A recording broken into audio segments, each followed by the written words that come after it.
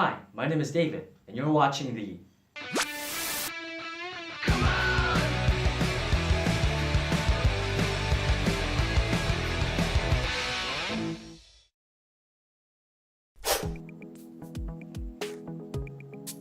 With such diverse types of robots out in the world today, there are many ways one could possibly define different types of robots.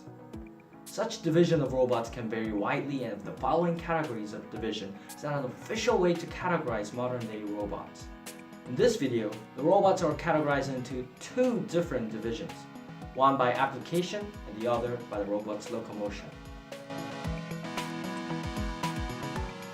As robots become more publicly available, they are tasked with a variety of jobs. Hence, one of the best ways to divide robots into types is a division by their application.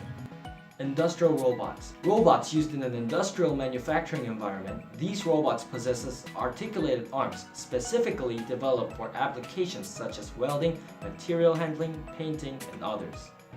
Domestic or household robots. Robots used at home including different devices such as robotic vacuum cleaners, robotic pool cleaners, sweepers, gutter cleaners, and other robots that can do different chores. Medical robots. Robots used in medicine and medical institutions such as surgery robots. Service robots. Robots that do not fall into other types by usage such as data gathering robots, robots made to show off technologies, robots used for research, and etc.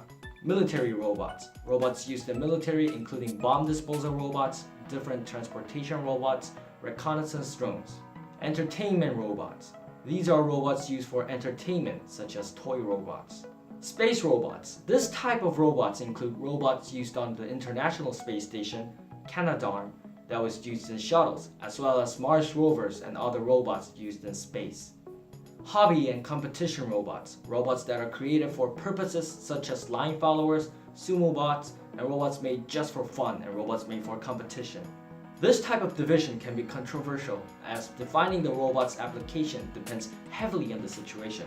For example, an automated guided vehicle can be categorized into both industrial robots and service robots if the division is based on the robot's application.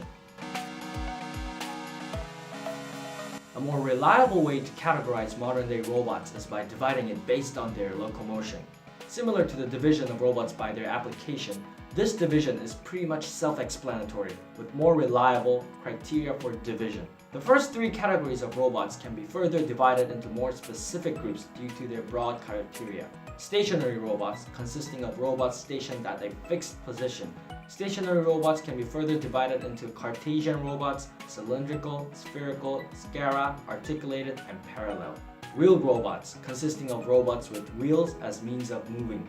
Wheeled robots can be further divided into single to six-wheeled and tracked robots. Legged robots, consisting of robots with a leg or legs as means of moving. Legged robots can be further divided into one leg, bipedal, tripedal, quadrupedal, hexapod, and creatively named many legs. The rest of the categories of this robot in this division has no further division, and their names are self-explanatory in terms of their locomotion. The rest of the categories are as follows: swimming robots, flying robots, robotic balls, swarm robots, modular robots, micro robots, nano robots, soft robots, snake robots, crawler robots, and hybrid robots. With so many robots in our modern world, one can wonder where the concept of automatic, inanimate object capable of carrying out simple, everyday tasks to complex tasks requiring extreme precision originated from. The word robot itself is derived from the Czech word robota, meaning drudgery, first appearing in the Czech writer Karel Čapek's 1921 play Rozum's Universal Robots. The play ends badly when the machines rise up and kill their creators, leaving a sole, lonely survivor. However, the idea of mechanically moving inanimate objects actually existed way before the 1921 play Rozum's Universal Robots, as in 1495, Leonardo da Vinci drew plans for a type of robotic machine. Even before that, the first known robot in recent history, which were mechanical doves, was created in the 5th century BC by Archidas of Tarentum. Just 60 years after the Čapek science fiction play, the first known case of robot homicide occurred in 1981 when a robotic arm crushed the Japanese Kawasaki factory worker. Since then, robots around the world have come together to take over the world. With more than 1 million industrial robots now in use around the world, there is no denying that we are living in the world of robotics. Research firm International Data Corp's Manufacturing Insights Worldwide Commercial Robotics Program unveiled in 2016 its top 10 predictions for worldwide robotics for 2017 and beyond. Among those lists, the program stated that by 2019, 30% of commercial service robotic applications will be in the form of a robot as a service business model, and 30% of leading organizations will implement a chief robotics officer role and define a robotics-specific function within the business. And by 2018, 45% of the 200 leading global e-commerce and omni-channel commerce companies will deploy robotic systems in their order fulfillment, warehousing, and delivery operations. With such wide usages of robots predicted to happen in just a couple years, government entities will begin implementing robotics-specific regulations to preserve jobs and to address concerns about security, safety, and privacy by 2019. It is not surprising that the government agency will soon be involved in robotics, as the global robotic process automation market will reach approximately $900 million in 2018. Soon, the global employment rate will drastically drop as more and more companies will use robots instead of human workforce. There is also a growing number of people concerning the exponential advancement in artificial intelligence and robots. One day, robots are able to achieve self-conscious, or at least be close to something that of a sentient being. How are we supposed to deal with them? This brings up two very important questions. Who will take care of all the unemployed people, and should these robots have rights equal that of humans? With much of the world's industry soon to be automated, we are faced with billions of unemployed individuals around the world. This is a serious problem, as the economy requires circulation of money by individuals being paid for their work from industries, and in return spend that money back to the industries in exchange for goods. If everyone gets unemployed, then individuals will have no source of income, resulting in no profit for the industries, and eventually the economy will collapse. A simple solution to this problem is to implement the Universal Basic Income model.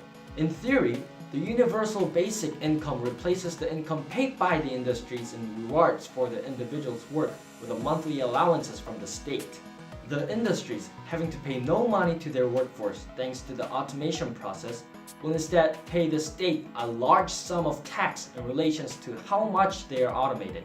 In other words, a company that has reached 100% automation will have to pay 100% of automation tax, which in return the state will distribute it equally to the people. This sounds great in theory, but in reality, with other factors such as value-added taxes, savings, and trade, makes it much more complicated, which will be talked about in detail in another video. Now, what about robots that have achieved near or same level of sentience that of humans? Should they have equal rights as we humans do? Well, this is a controversial topic and there's too much to talk about, so there will be a separate video about this soon too. But in the meantime, let us talk about what makes something deemed worthy to have rights of its own. If the ability to possess sentience is a criteria for someone, or in this case something, to deem worthy to have rights of their own, should robots with the ability to feel, perceive, and experience objectively also have their rights? Well, what exactly is sentience? According to the definition in Merriam-Webster, the word sentience means A sentient quality or state. In this case, the word sentient means responsive to or conscious of sense impressions. And B, feelings or sensations as distinguished from perception and thought. Consider someone in a coma or vegetative state. Can this person truly be considered to be sentient? What if we change the criteria for having rights to be in a living state? In other words, in order for someone or something to have rights of their own, they must be alive. This might make more sense when it comes to deciding a criteria for giving someone or something rights of their own, as there are such things as animal rights. However, when we see a mosquito, we instinctively kill it by squashing it, or kill thousands of microorganisms by washing our hands with hand sanitizers. What makes the difference between a dog and a mosquito or a bacteria for one to have rights and the others not? I could go on for hours with this topic, so I'll leave it here, and we can pick it up in another video next time. In the meantime, be sure to subscribe and leave a like. And always, thanks so much for watching, and I'll see you all in the next video.